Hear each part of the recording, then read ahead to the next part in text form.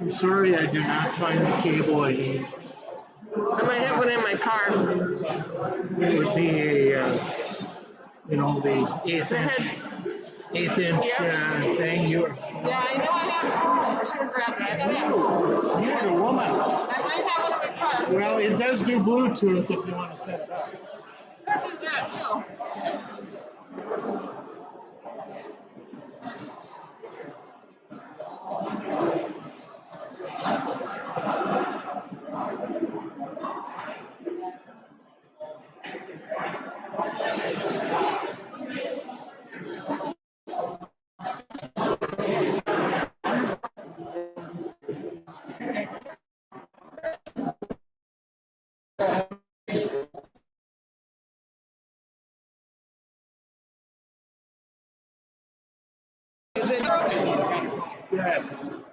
Is it discoverable? Yeah. You just push all the buttons and eventually it works. Okay. It should be.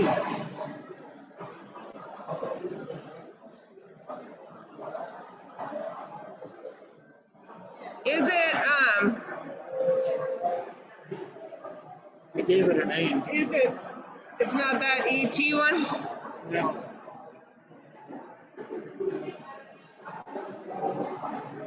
Boom shakalaka? Yeah, that's it. Boom chakalaka. Boom chakalaka. If it's creative, you know I'm behind it. It's different. Okay, so that should be good.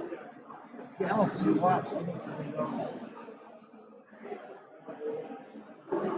Let's see if we can get this to work.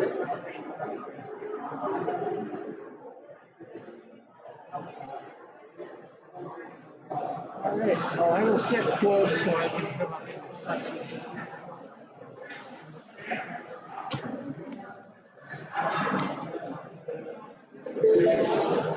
That's a good sign. That is a good sign. I like that.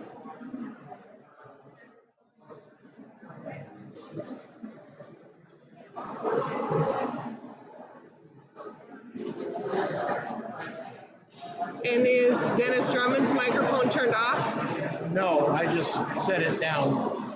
So it's still off. Okay, are we gonna have feedback?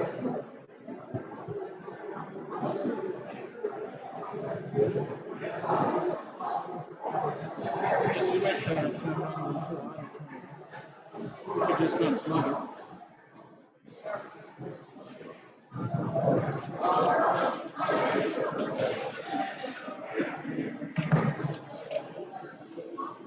Okay. Do you need anything else from me?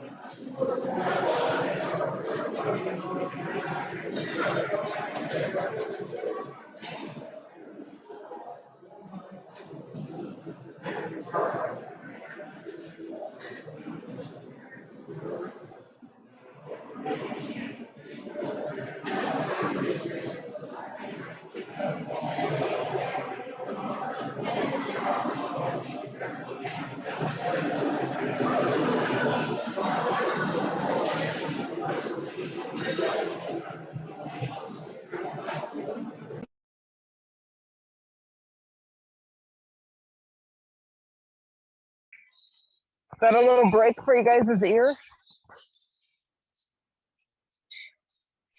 Yeah, I appreciate that. Sorry, we got a new sound system thing, so it's gonna hook directly into the actual mic, so you guys should be able to hear it much better. Oh, right on. Thanks for doing that. Yeah, so I've got my phone here too, so I'm probably gonna go around and just show you guys who all is here. Oh, you know what? I don't know that I can. That works. Okay. We have a presenter here. There's Jennifer. Todd made it. Todd.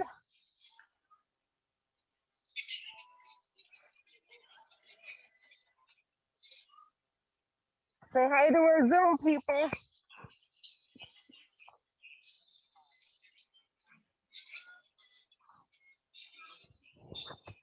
Say hi to our Zoom people.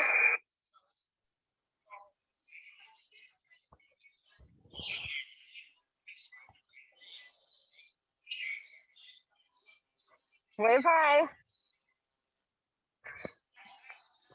Little performance for you guys there.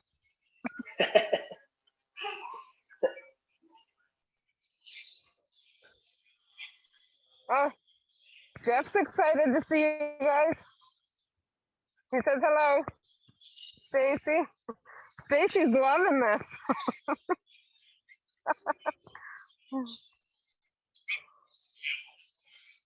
Hi. Say hello. And then a bunch of hungry people still waiting for lunch.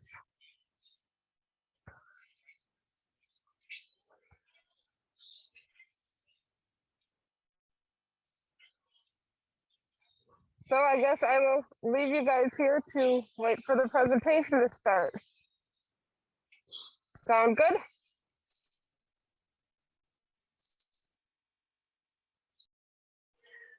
Thanks, Heather. You're welcome.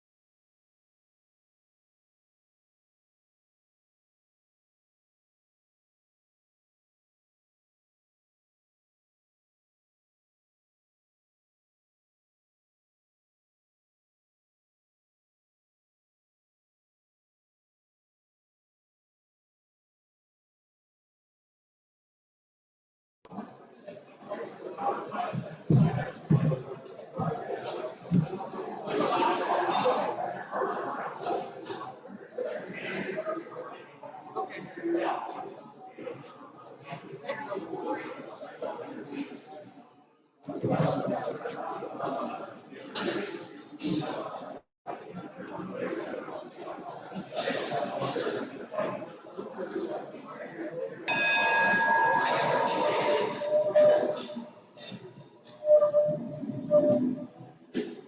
we're reciting COVID style. John Luce, I lost you. Where's John?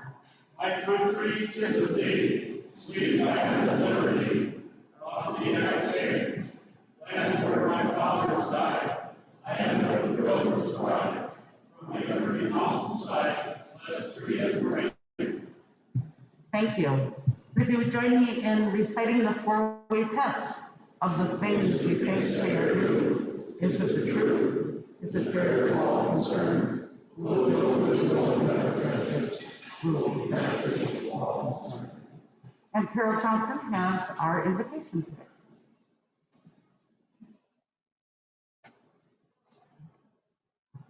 That phone sounds like a fine, wherever that was. Please pray with me. Lord, bless this gathering of fellow Rotarians today. Please help us to see those in need and give us the strength and wisdom to serve our community as we should. Help us to lift the burdens of others while we maintain the dignity of humankind. Soften our hearts to be sensitive and loving as we serve together as Rotarians. Amen.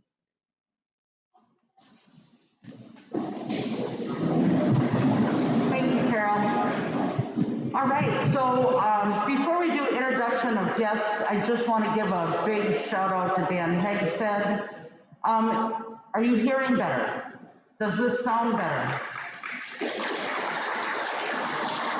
Dan, thank you so much for bringing Rotary's speakers and microphones. Introduction of guests. I see a lot of new faces.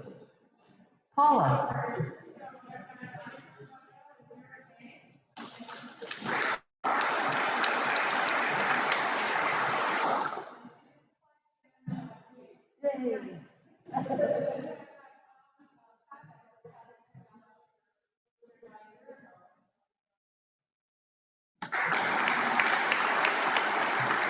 Welcome to both of you. Other guests, Anne Marie.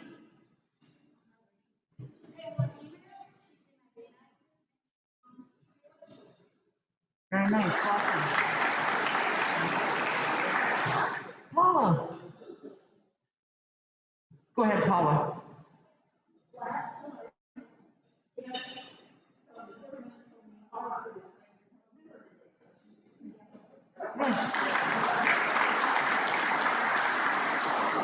Any other guests besides our speaker? Well, we are honored to have Dennis Drummond join us once again.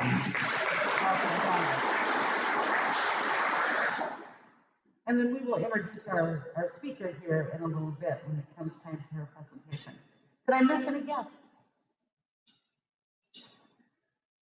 All right. Rotary related announcements. Peter, did I see you? Anthony, or Aaron, come on up.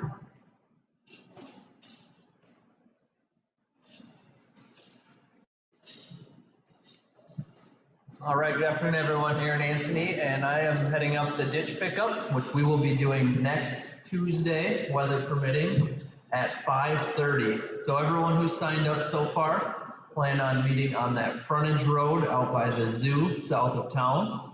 We have a 2-mile stretch, so we'll be breaking into 4 groups. We'll go through more details, and we'll be sending out an email with information. Now, we are still looking for about 10 volunteers to make things go as quick and as smooth as possible. And again, as a reminder, anyone aged 12 to 17 can pick up. They just need to fill out a permission slip, which I have over at the far table. Otherwise, you can fill those out online. And we will not be doing the pizza social afterwards at this time. We are hoping to resume that in the fall. So again, if you volunteer, there'll be more information to come, but plan on next Tuesday. Thank you.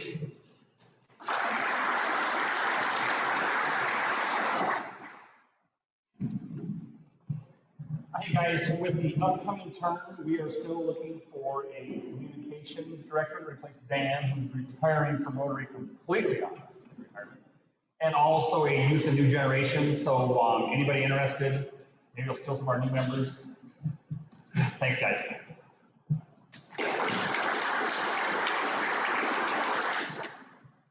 Well, as many of you know, we had a great day last, or I was looking to have a great day last week down at the park, and we did. And I want to say a big thank you to Mark Erickson, who helped me last Friday, set all the forms in place for the posts, and then Paul Allegra, who I don't think is here, but he brought his 2 kids last Saturday. So in the update that is on your tables, you'll see on the back page are the 6 people that were out on Saturday: Paul Allegra, his 2 kids, Ben and Andrew, Mark Erickson, John Forrest, and myself. So we accomplished, we had good accomplishments getting the post faces in. And coming up, we're going to have lots of opportunity on site. So if you remember last year when we built the entrance, I did a lot of the assembly and truss building at home, at my own home. And this year, there's 9 trusses instead of 2. So I would like to build those on site, which means I'll be, in the coming weeks, I'll be looking for some truss building crews. I want to say thanks to Mark Halverson, who took on painting posts, and those 8 posts are complete, and I think he had help from Paula and Carol and John Forrest. So I have a new opportunity I'd like to have someone take on, and this is painting hardware. Because when you build work, when you do this timber truss work, you wind up with lots of nuts and bolts like this. And so this morning I went through a count of this kind of hardware, and we have 1,660 pieces of hardware to paint. So last year, my grandkids and I took on this project, and we were busy for quite a while. And because my grandkids were able to do it, I know that there are some Rotarians qualified. So I'd be looking for a volunteer to take on painting hardware, and I'll take care of getting you all the hardware. I'll even give you the paint. I'll even give you a lesson in shaking cans and spraying. But it would be nice if I didn't have to do all these at home on my own.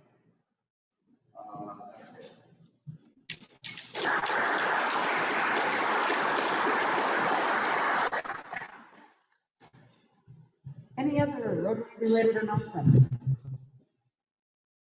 Dave Winkleman, do you want to come up here and announce so we can? Quick question. Is it okay if I have a meeting with like 6 or 8 people at the Rotary Department? I will bring our own chairs and stuff. Yeah, I say enjoy the park. Rotarians to do that. I would say yes. Yeah, plenty of opportunity to social distance there. Before I move on, I do have one Rotary-related announcement. As I was standing here when people were giving their updates, I looked around and I counted. We have 45 people here today. I think that's the most Rotarians we've had at a meeting for quite some time, so welcome. Next, Andy Reagan, I know I saw you. Sergeant at Arms.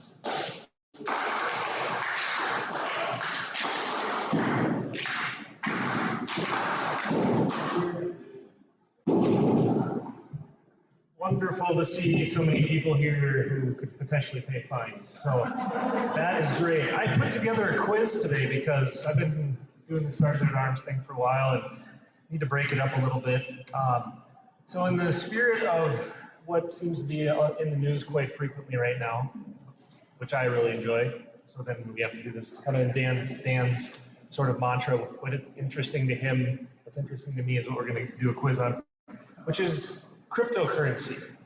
I don't know if you've heard about all this, Bitcoin, several conversations today with you about it. So if your table gets one of these questions right, you don't have to pay any of the fines for the rest of the time here today. So If you have the answer, just holler it out and we'll get there. I tried to keep it attainable. Jeff just told me he read the Wikipedia page on a bunch of cryptocurrency before this, so the pressure's on for him.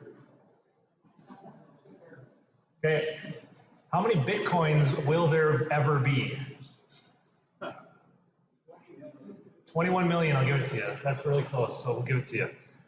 Pretty interesting that's a finite limit. There's 18.5 million Bitcoins that have been mined to this point, the last of which will be mined in about the year 2140, up to that 21 million, which is pretty interesting. A Bitcoin was worth, 10 years ago, a Bitcoin was worth 31 cents.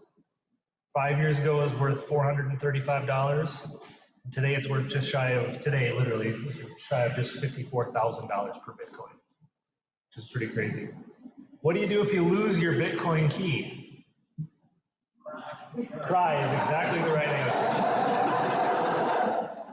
There's a known wallet of someone who lost their key with 7,000 Bitcoins in it, and he is unable to recover at this point, even though they're worth $54,000 each. Who invented Bitcoin?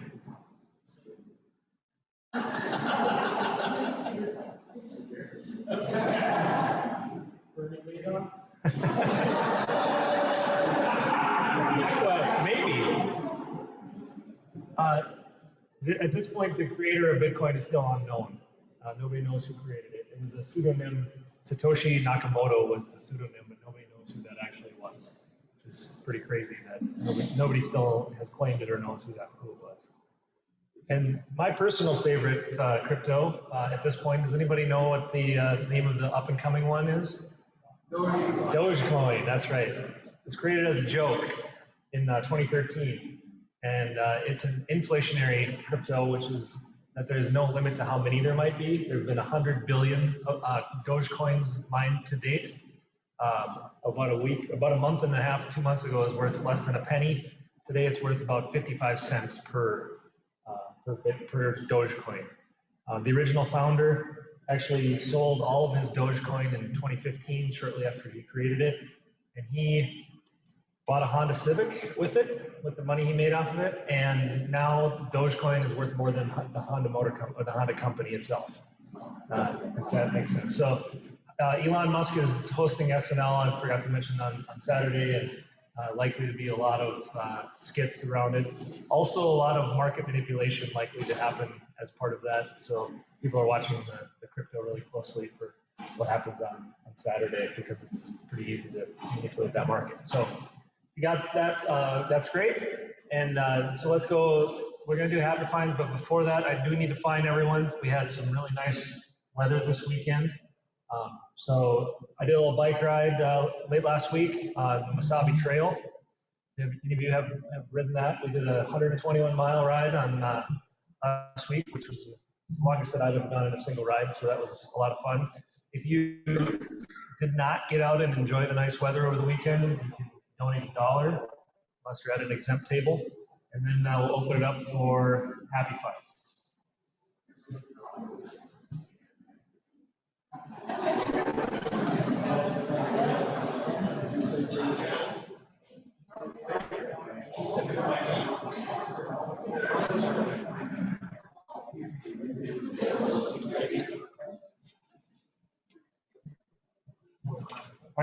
Todd Bowman for CRMC, and I've got $2 happy.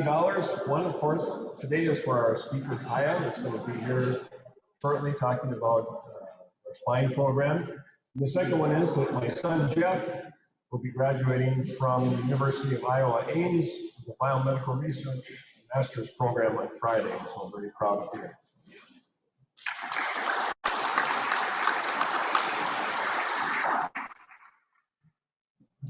$3 happy.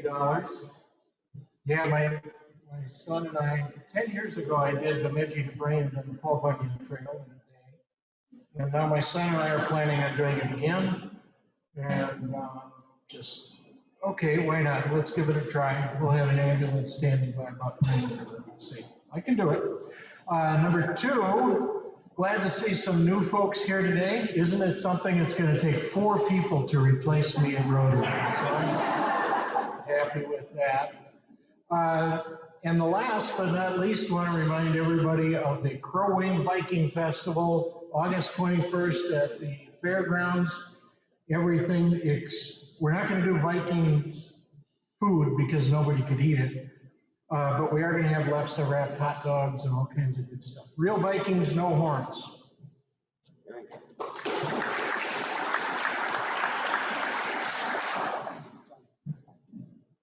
With this COVID thing, Mark and I decided have been home too long. So for the first time in 14 days or 14 months, we actually went to Duluth for the weekend, spent some great time in the parks. But I got lucky on Saturday morning. We went to a ham fest. That's kind of the main reason we went. And I came home with the grand prize, so I'm kind of happy about that.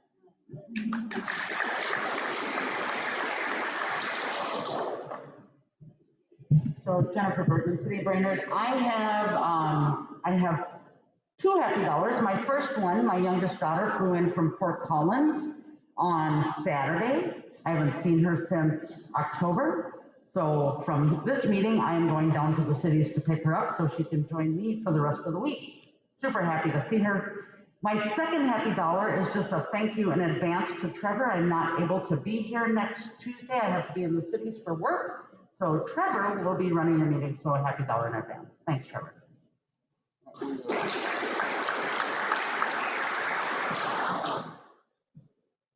Reese, ACR Consulting, and I have three happy dollars. One actually is happy sad. But before I get to that one, I just wanted to share, we had a great pop-up produce over at Central Lakes College where we're starting to bring back all that free food. We get a big semi truck and lots of cars coming through, and so we're going to be doing that once a month. If you know anyone who needs free food, I know it's well publicized in the papers, and they can get that information on Crow and Energized as well.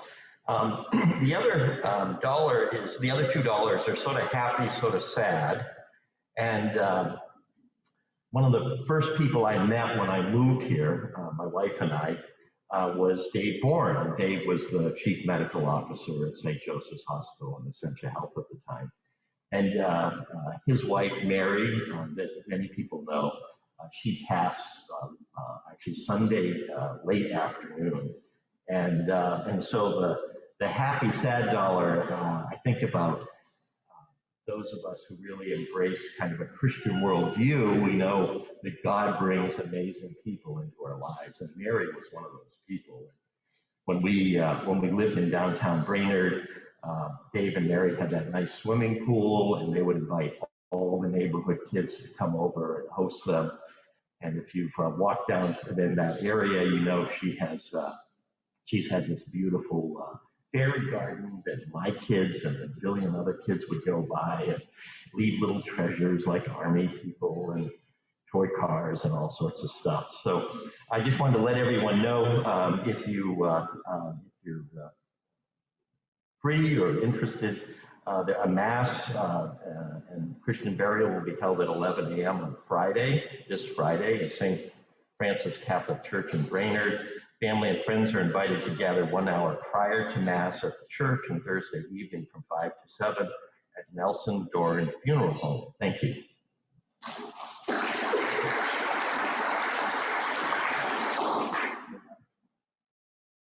Thanks, everyone.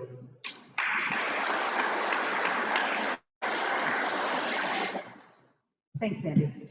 Next, I would like to invite Todd Brainerd and Rod Osterloh up to do an announcement.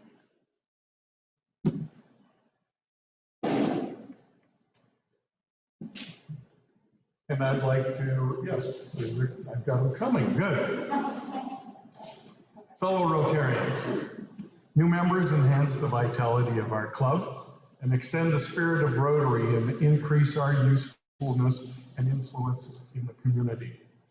Today, we welcome Candace Zimmerman, Executive Director at Northland Arboretum, into the Rotary Club of Brainerd.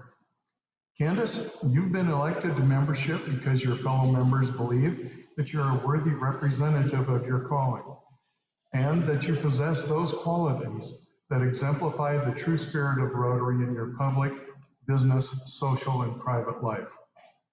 You're being welcomed not just into the Rotary Club of Brainerd, but into a worldwide association. By virtue of your membership in Brainerd, you'll be welcomed at any Rotary Club in the world.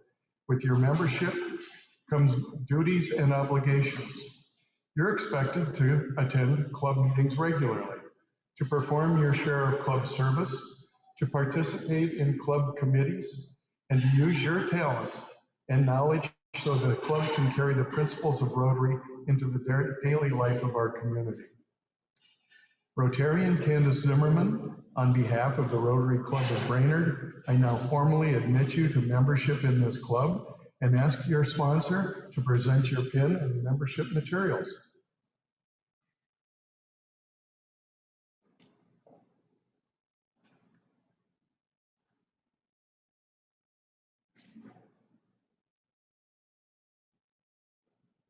And if the members will please rise. Please welcome Candace into the membership, befriend her, and help her to exemplify the principles of Rotary. Welcome.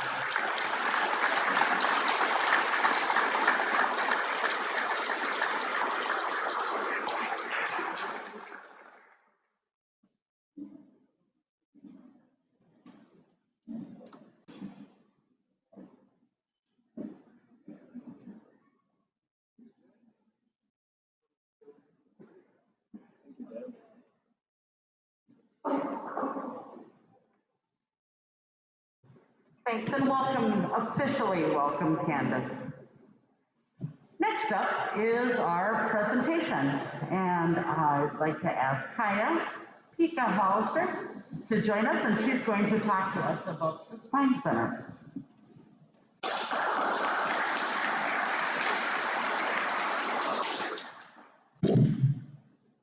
Hello, I'm Kaya. I am the director of the Spine Surgery Center at CRMC, and super happy to be here with you guys today. First of all, I wanted to thank you for having me. The food was phenomenal. And then also, Dr. Stockman wanted me to extend his apologies for having to back out of the last time we were scheduled to do this. He and his wife had a baby very early, and there were some complications, and so he apologizes for missing it. But the baby's doing well and is home now, so all is well. This is Dr. Stockman. He's a Crosby native. He graduated from CI, and he's married to Stephanie Stockman. They have 5 children, Isaac, Leah, Hannah, and Xavier, and then their newest baby is Franz, and he's 3 months, but 1 month adjusted. And then, can I move the laptop? There's no room with the ports. Okay, can I take this off? Yeah. All right, so he did his undergrad here in Minnesota, and then he did his residency in Wisconsin, and then most recently, he did his fellowship down at Ortho Carolina. And so I'll talk a little bit more about that program in a little bit, but that's one of the top 3 spine fellowships in the nation. So he had a really awesome opportunity to have his training down there. This is me. I am currently working on my nurse practitioner degree. I have about 7 months left, and it's very painful and very slow, but we're getting there. I moved to the area in the fall of 2019. I was here for a year ahead of Dr. Stockman. As you can imagine, setting up a surgery program where there's never been spine surgery before is a pretty big undertaking. So took some doing, but we got it done, and we've been doing spine surgery at CRMC for about 9 months now. Prior to that, I worked down at Abbott with Dr. Shaffa at Twin Cities Spine Center, helped him build his practice for 2 years, and then also have some floor experience in spine as well. This is Nathan Lehman. He's our PA. My role in the spine clinic is management and overall operations. Nate's role is to be a surgical support. So he goes into all of the surgeries with Dr. Stockman and assists him. He's a new grad from St. Scholastica and joined us in November. So we're happy to have him with us. And then this is the rest of our folks. We've got an RN, an LPN, and then 2 patient access specialists. So one thing that's really important to both Dr. Stockman and I, and we've talked a lot when we were building this program, is the message that we wanted to convey to our patients and to the community and to other providers about the type of care that we want to give our patients. So Dr. Stockman has this sentence on a brochure that I have, that if anybody's interested at the end of the presentation, but it just says, looking forward to providing the best care for our patients together. And so when we think about providing care, the patient is at the center of the wheel, and there are a lot of different spokes that go around the center of the wheel, and we're just one of them. There can be physical therapy, primary care, they have their family and their support networks and all of those things, and it's our job to help keep everyone in that wheel informed of our part of that wheel and provide the best care that we possibly can. So we want to collaborate with other specialties and make sure that we're doing a good job communicating back and forth. And the other thing that's really important to us is that we're going to give everyone the care that we would give our own mothers. And we're not going to offer anything to anyone that is unreasonable or anything that we wouldn't want for our own family to have. So Dr. Stockman's fellowship, like I said already, it's a very competitive fellowship, one of the top 3 in the nation. And he was really fortunate in that the surgeons that he trained with, there was a good variety of younger surgeons who knew some of the up and coming, more advanced techniques, and then some older surgeons who'd been around the block and had some tried and true methods and were really seasoned in what they did. His focus in that fellowship was on degenerative spine, and that's what we will be doing at CRMC. We won't be doing any spine trauma or any scoliosis surgeries, but focusing mainly on degenerative conditions. So some of the things that he learned, there was a couple different surgery techniques that he learned, and then he got the opportunity to work with a new CT scanner that is pretty cool. So the CT scanner is called the CO Spin, and it's used intraoperatively. It scans in 90 seconds and gives a 3D image of the spine. So the short scanning time obviously decreases the radiation for the patient, the staff, and the 3D capabilities are really helpful in being accurate in what we're doing. And then he also learned how to do a direct lateral interbody fusion, which is considered more minimally invasive. One of the benefits is you get better correction of the alignment, and you can get decompression indirectly with, sometimes without instrumentation. And then some non-fusion options that he learned were the laminoplasty and then a cervical disc replacement.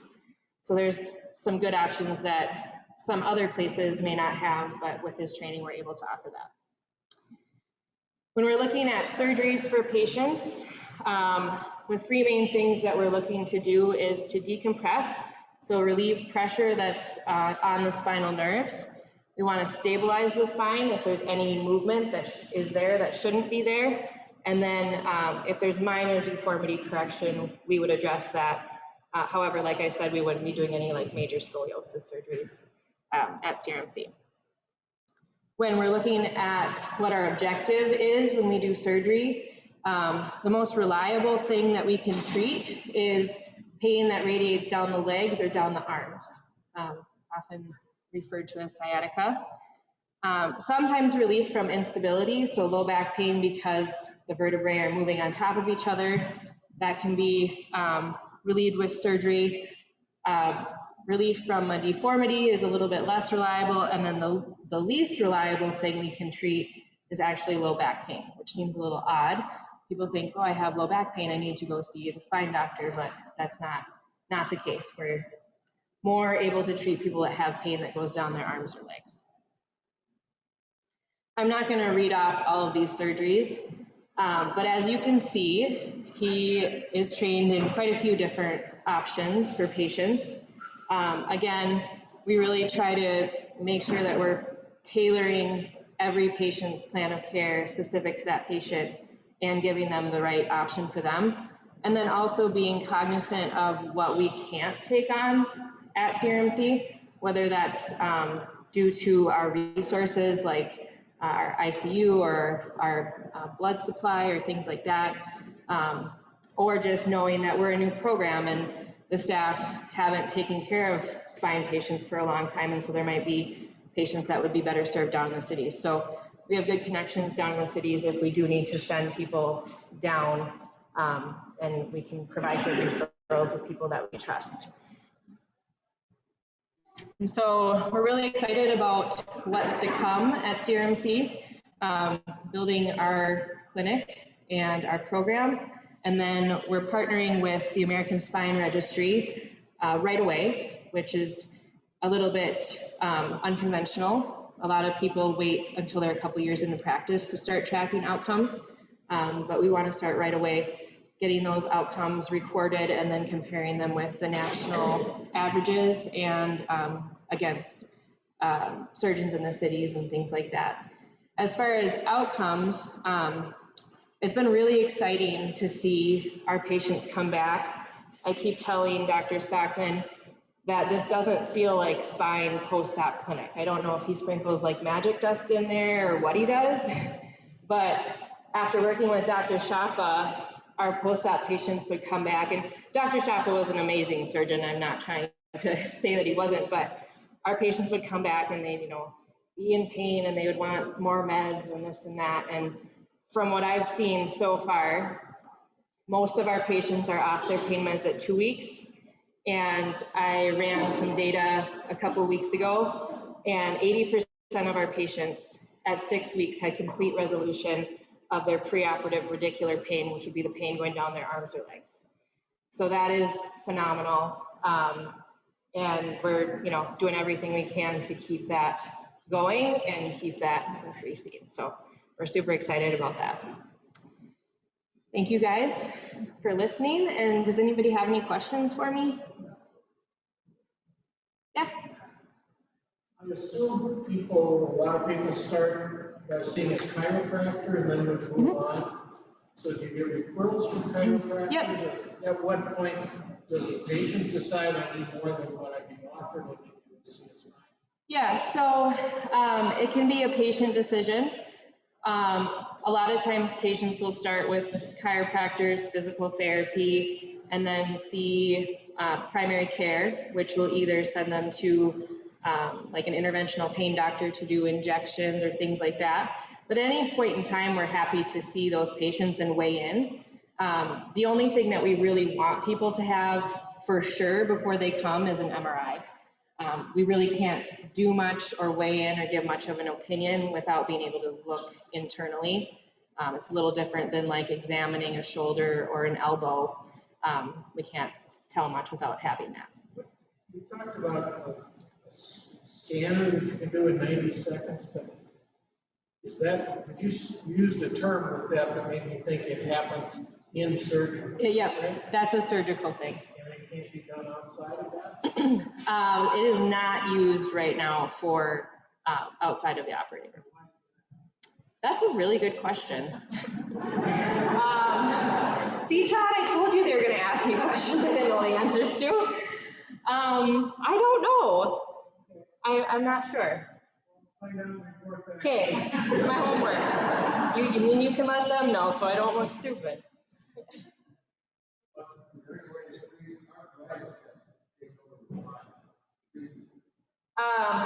Degenerative disc disease at multiple levels, which is arthritis at many levels, is not usually a good indication for surgery because it typically requires a fusion, and the risk of fusing that many levels versus the benefit usually doesn't weigh out. Does that make sense?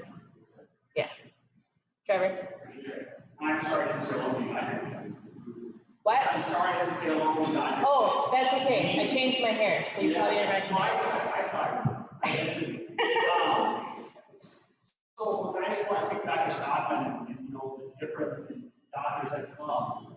He's a physician that, you know, all ahead monitoring every single physical therapist in town. Like every clinic with every chiropractor you get into, gave us his cell phone. Can you use the microphone? Sure.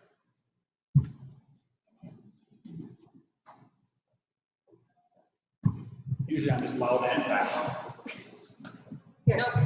Oh, tricky.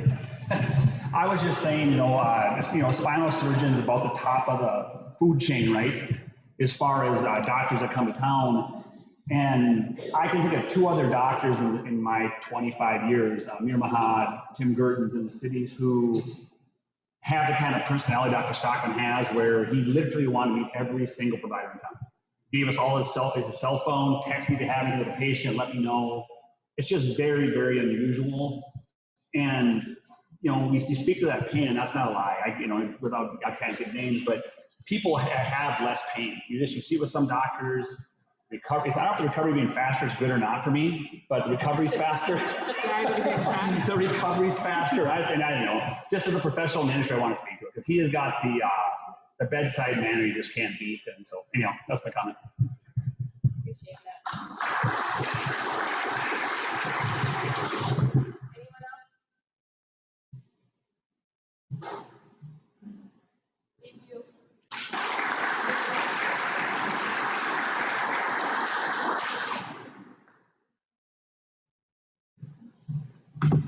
Thanks, Kyle. All right.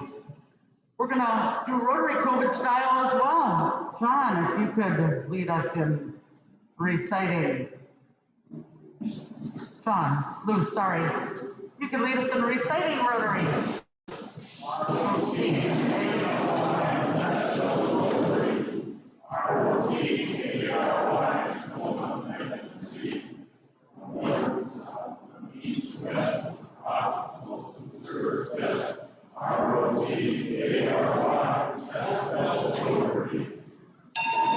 Have a great week.